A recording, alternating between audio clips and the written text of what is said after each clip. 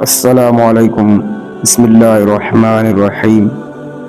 ناظرین کرام، بہلول دانا کا نام تو آپ نے سنا ہوگا۔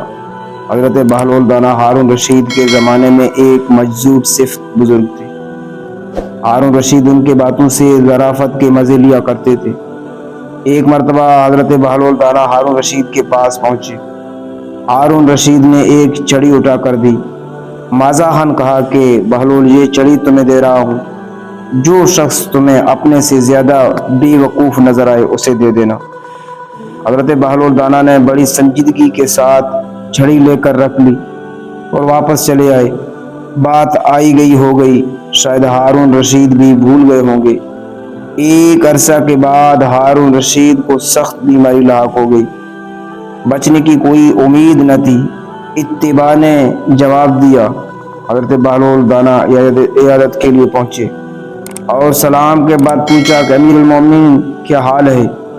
امیر المومنین نے کہا کہ حال پوچھتے ہو بہلول، بڑا لمبا سفر درپیش ہے۔ بہلول دانا نے کہا کہ کہاں کا سفر ہے؟ جواب دیا آخرت کا۔ تو حضرت بہلول دانا نے سادگی سے پوچھا حضور پھر واپسی کب ہوگی؟ جواب دیا بہلول، تم بھی عجیب آدمی ہو، بھلا آخرت کے سفر سے بھی کوئی واپس ہوا ہے؟ حضرت بہلول دانا نے تعجب سے کہا اچھا تو آپ واپس نہیں آئیں گے؟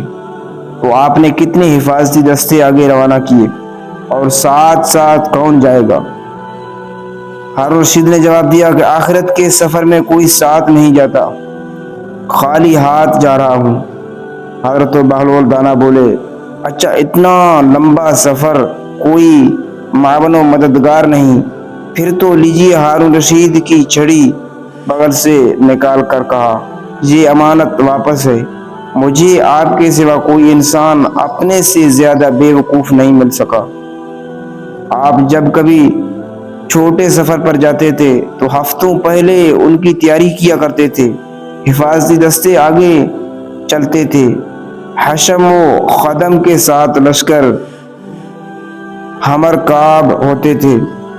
اتنے لمبے سفر میں جس میں واپسی بھی ممکن نہیں ہے، آپ نے تیاری نہیں کی۔ ہارون رشید نے یہ سنا تو رو پڑے اور کہا کہ بہلول، ہم نے تجھے دیوانہ سمجھا، مگر آج پتہ چلا کہ تمہارے جیسا کوئی فرزانہ نہیں۔